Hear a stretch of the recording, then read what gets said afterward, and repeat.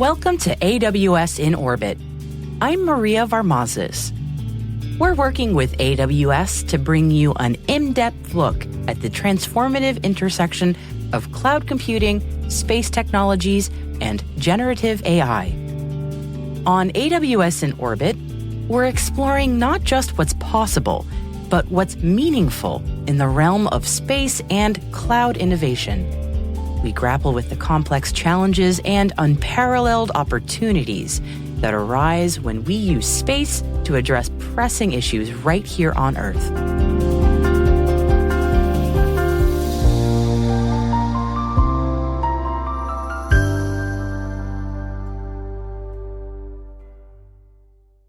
Episode 2. Buffy Wajvoda and Securing the Space Frontier with AI Cybersecurity Solutions.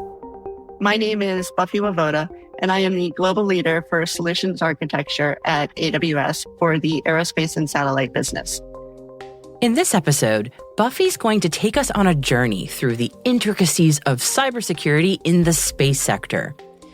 Buffy will discuss the unique challenges and solutions AWS offers in securing the space frontier. She also will delve into real-world scenarios where AWS's cybersecurity solutions are making space exploration safer and more secure, and leveraging generative AI to do it. My journey started about 22 years ago at the National Security Agency. So I started out there as a crypt analyst, but quickly got into both signal analysis and signal engineering because I was so fascinated by that. After working at the NSA for a number of years, I ended up joining AWS in 2019. From there, I started the ground station technical sales team, also known as the solution architecture team. And then quickly after, AWS decided, the space is really something that we should be paying attention to. So there was a number of us who were brought in at the start of 2020 to really brainstorm about how we could do space better. And then in July of 2020 is when we started the Aerospace and Satellite business unit at AWS, for which I started the technical team there as well. Well, thank you, Buffy. So you are at a fascinating intersection of cybersecurity and space. Tell me a bit about the need first for maybe stronger cybersecurity in space, but give some context to this a little bit as well, if you could. Yeah, happy to. So for starters, cybersecurity for space is a now problem. Right. So the space industry has been growing at an extremely rapid rate, whether that's building satellites, building rockets, launching space assets, launching space stations, obtaining space data, or driving insights from space data. It is the fastest growth in the industry since the 1960s. Yeah. And because of that growth, securing space is now being recognized on a global scale. Right. So whether it's the U.S. Space Force, who just issued their infrastructure pre-assessment requirement, NIST giving guidance on how space should use quantum-resistant cryptography, the White House hosting the Space Systems Cybersecurity Forum, the EU expressing interest in setting up a Space ISAC, that's an Information Sharing and Analysis Center, or the Indian Space Research Organization explaining how they fight over 100 cyber attacks a day. Space cybersecurity is a now problem, and AWS is uniquely positioned to help space customers understand, identify, and then lastly, automate the mitigation of those space cybersecurity threats.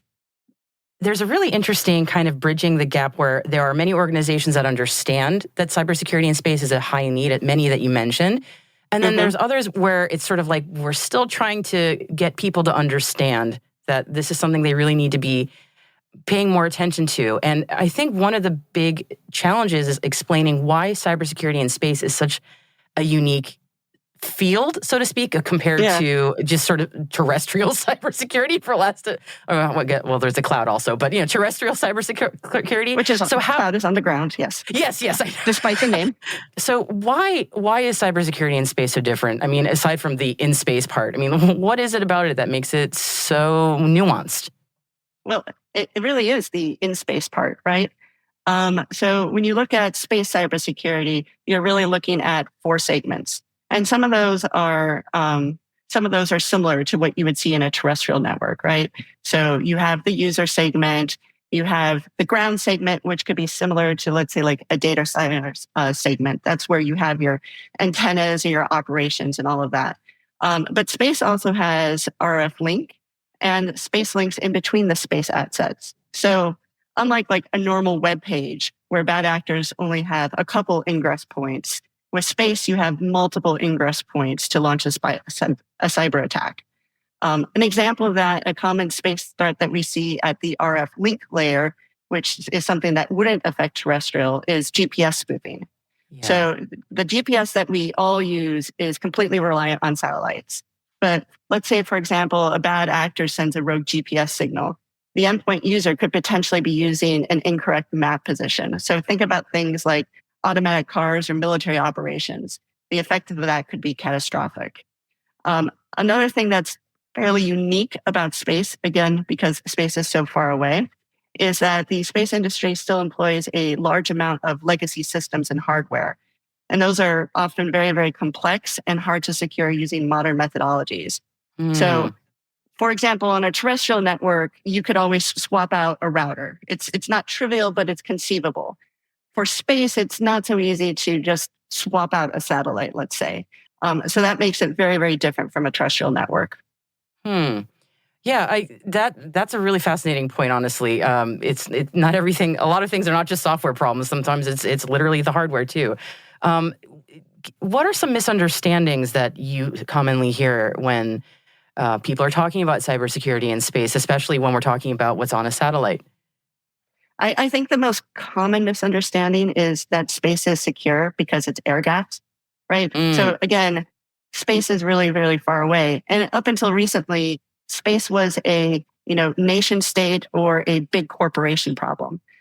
So to put that in perspective, in 2016, there was about 1,400 active satellites. So a lot, but almost all of them that were owned by a nation state and large broadcast corporations.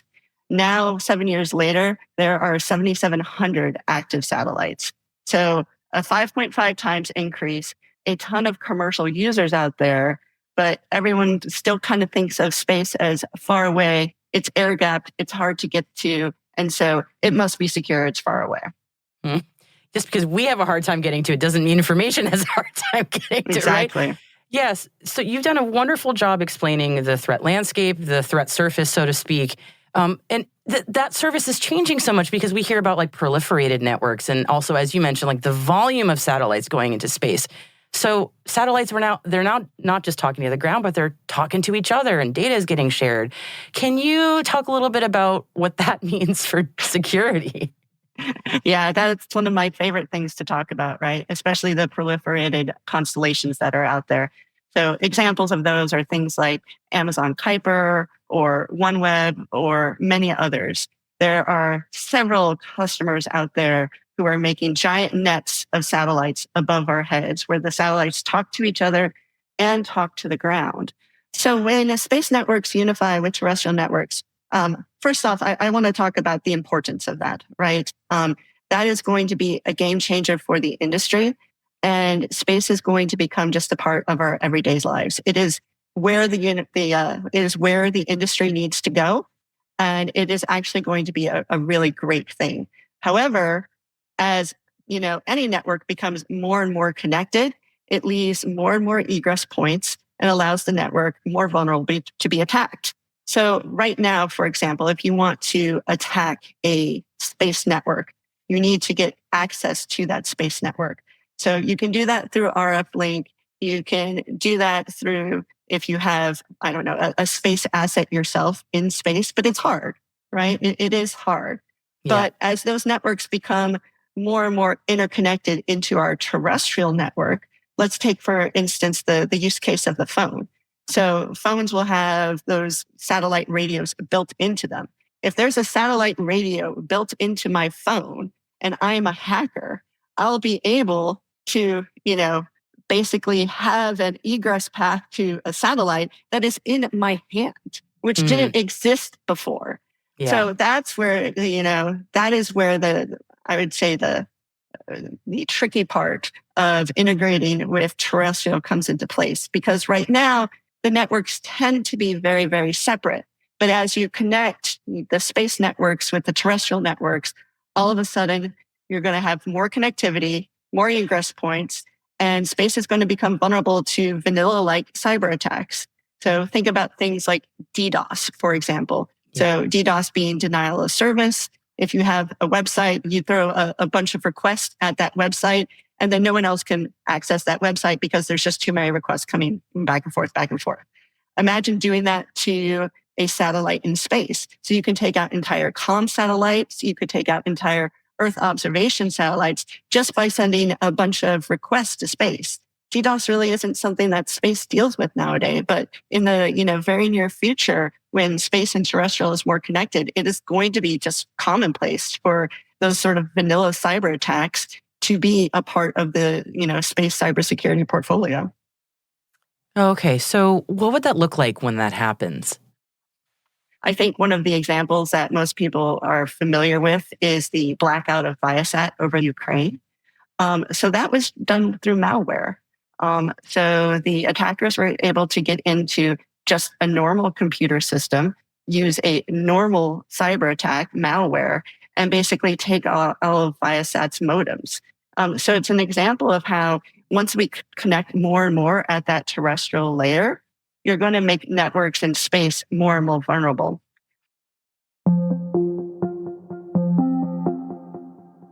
So it's kind of a double-edged sword, right? Where you have these increasingly interconnected satellite networks that on the one hand are more vulnerable because they're interconnected, but then there's also great benefit too, right? I know for me, one of the things that I personally am excited about, but also want to make sure that customers understand from a security standpoint is how 5G networks will connect to satellites. Because one of the things about 5G networks and how they're being used is to use a lot of new access points on ground, like IoT. But IoT, if it's not configured properly, can be less secure. So all of a sudden, you have this new access point that you didn't even think about being connected to a satellite, and you can trace it all the way back to a satellite.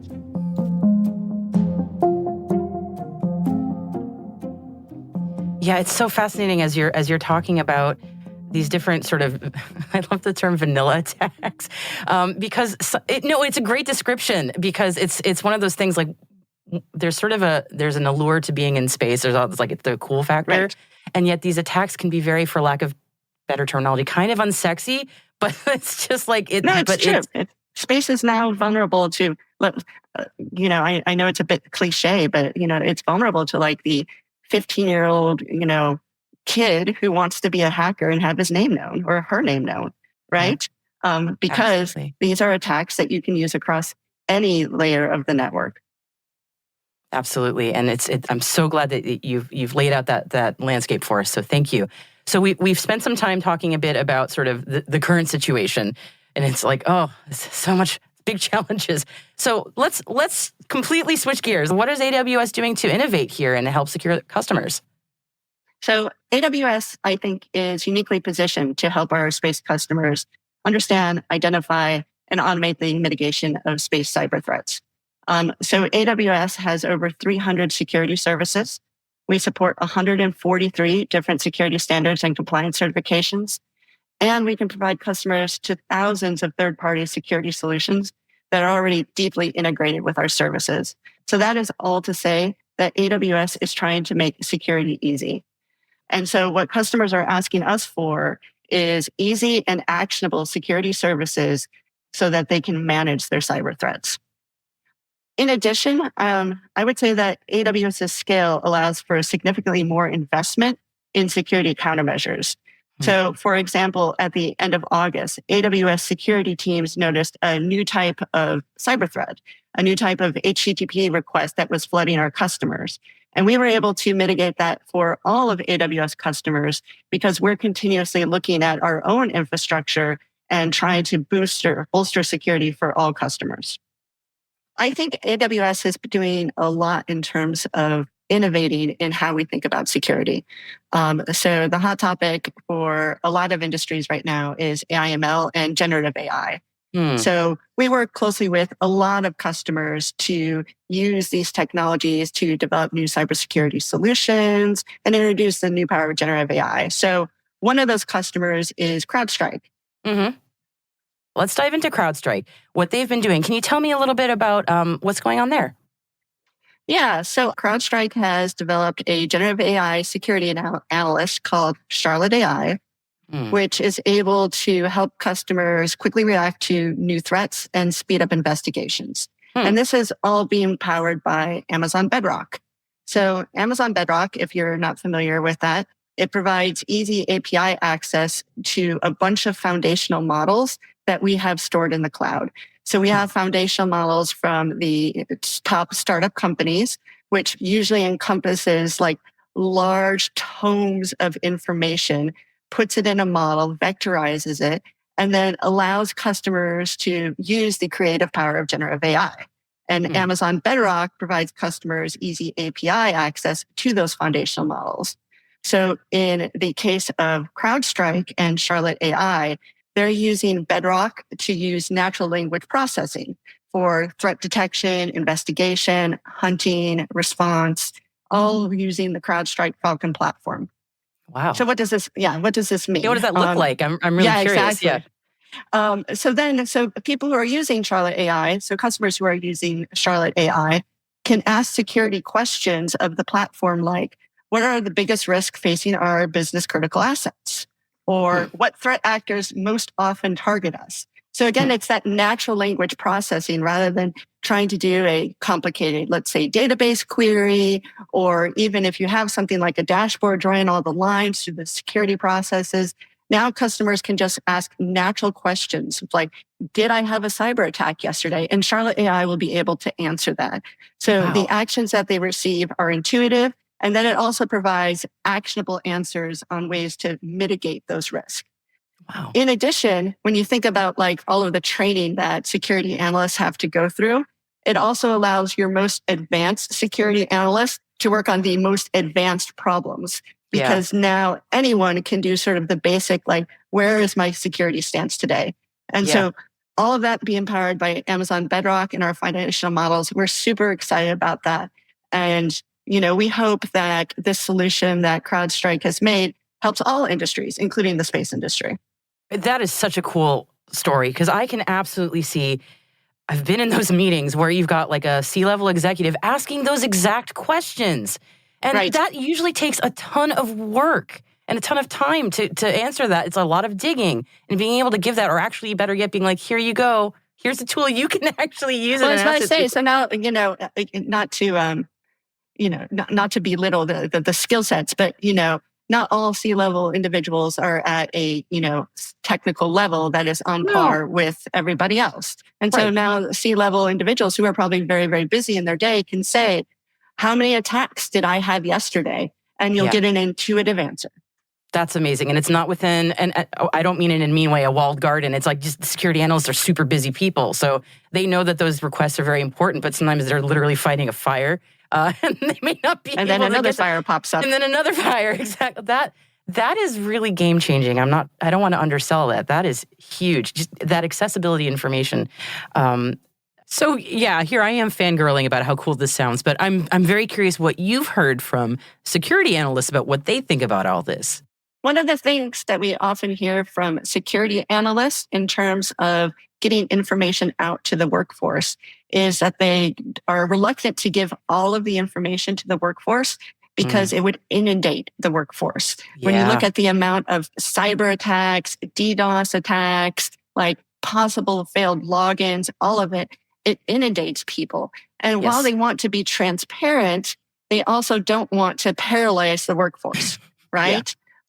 So here again, generative AI and natural language processing just makes this all way more accessible, but also way more actionable. Anyone can be a security analyst. It's just, but also like people who have a gajillion things to do. And again, they're usually fighting like 20 million fires at once. But that information is also so important for a lot of people. They need to know, they need to have a sense of the company's position on something, or, how vulnerable are we? And it lets people who have a specialization do more of that, whereas the general information gets where it needs to go. That's incredible. Okay. Anyone, ranging from, people who are new at a company to executives will be able to ask, very simple, very intuitive security questions, get the answers that they need. And then your highly trained security analysts will be able to work on the most critical problems rather than, honestly just working on data gathering. Yeah, and like running reports, which is the last thing they usually want to be doing.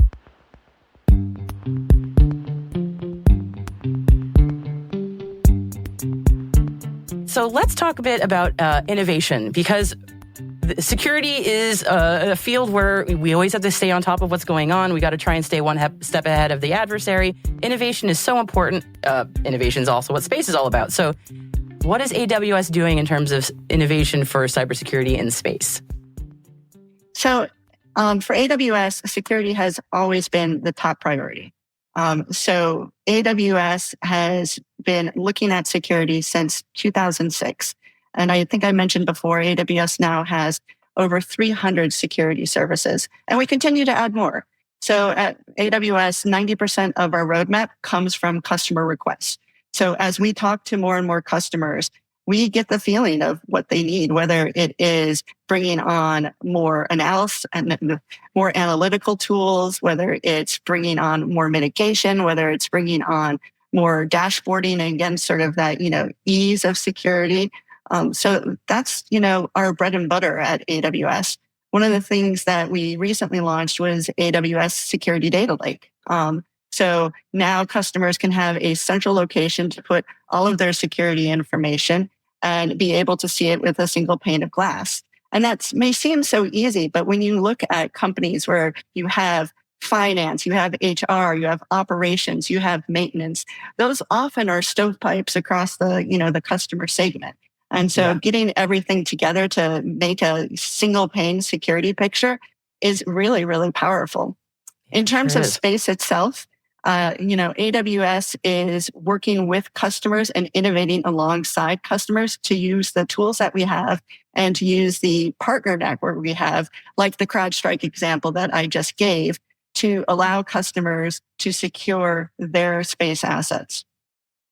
I'd love to know about the people side of things, because that's always a challenge, especially in cybersecurity and in space. So when we kind of bring the peanut butter and chocolate together, it's like better together, but also really hard to find folks who can sort of make that magic happen. So thoughts on that, about finding those folks, bringing them in and getting them up to speed? First off, we do peanut butter and Nutella at my house. So if you haven't tried that, I highly, highly suggest that.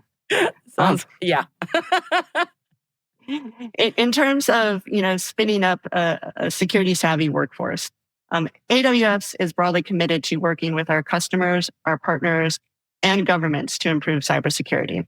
So some examples of that are just upskilling. AWS is dedicated to the upskilling of the technical community throughout all of the industries to become successful on AWS.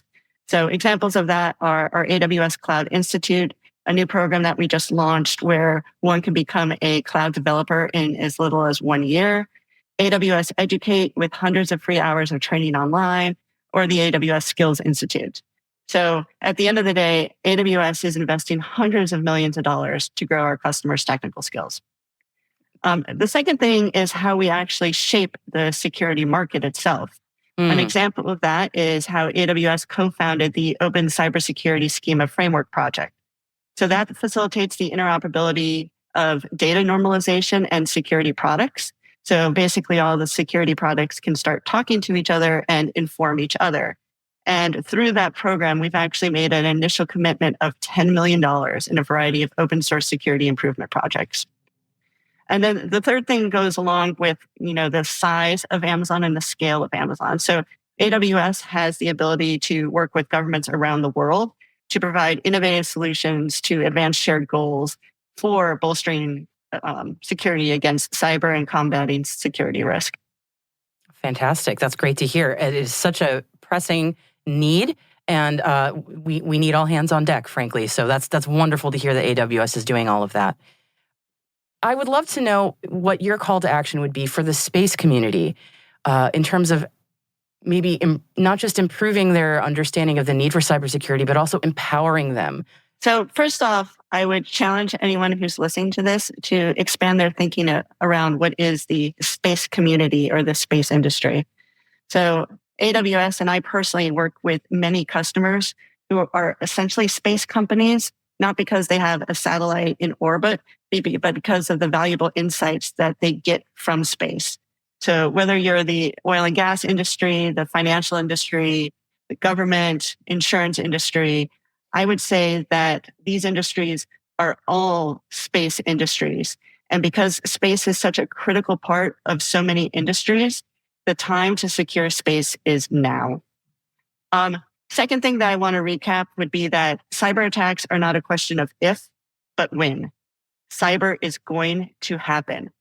So specifically for space, relying on the old school isolation air gap of space is not going to be enough to secure space, especially as space becomes more interconnected with our terrestrial networks. So again, the time to get those cybersecurity plans in place is now. So let's pivot to the future of cybersecurity in space. It's very hard to predict where things are going, but I would love to know your thoughts on where you see things going. I think that, well, one, the obvious that cybersecurity in space is a paramount thing to look at, to fix, to really bring to the forefront of every business.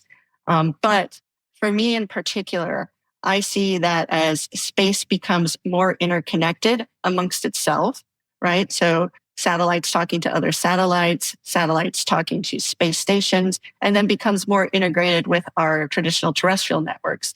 And whether that is just connecting to our fiber backbones or, specific sort of service level connections. For example, satellite helping and bolstering a 5G network. Once those connections are more and more, the cyber threat to space is going to become more and more. And so if I were to look into my crystal ball, I would say that we have, a few examples right now of a few major examples right now of, say, blackouts over Ukraine or GPS spoofing, but they are, maybe at least the bigger examples are not, the bigger examples hasn't inundated the press like we have seen with the terrestrial examples. That's true. Yep. I think that in a number of years, take 5, 10 years, I think space cyber attacks are going to be a normal part of news. So space is going to become more ubiquitous. Everyone is going to be using space, whether they know it or not. Major telecom providers have already invested in radios for smartphones so that if you are out of distance from a terrestrial tower, you will automatically be passed over to a satellite connection. And as a user, you won't even know it. You will just seamlessly move from terrestrial to satellite back to terrestrial, and you'll never know it. And as more and more of that just becomes just everyday behavior, you're going to have more and more high-profile cyber attacks in space, and it's going to become a large part of the media.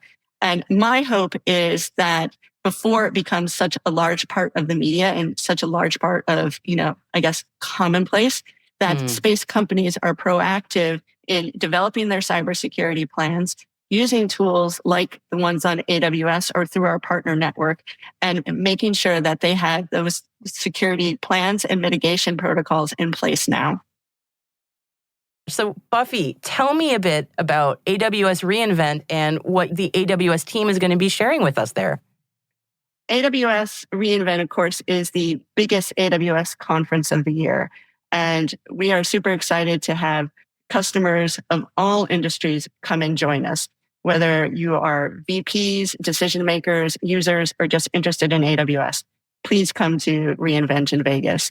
For the space side, we actually have 8 sessions dedicated to space, a workshop, and 3 booth demos. So a lot of investment in space and a lot of ways that people can come and learn what AWS is doing in the space industry, and also be able to listen to customers like Viasat, United Launch Alliance, Iridium, and Skywatch on how they're using AWS to advance the space industry.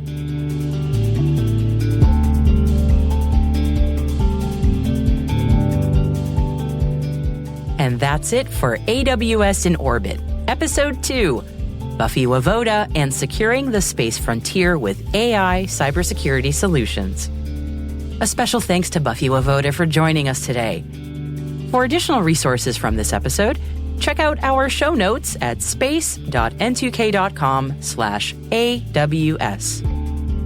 If you want more of this content, consider attending the AWS reInvent Conference from November 27th to December 1st in Las Vegas, Nevada. You can learn more at reinvent.awsevents.com. This episode was produced by Alice Carruth and powered by AWS.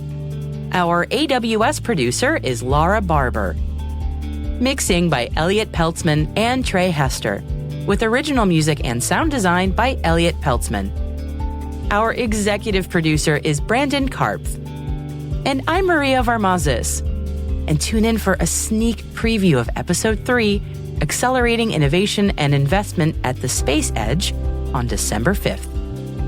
Thanks for listening.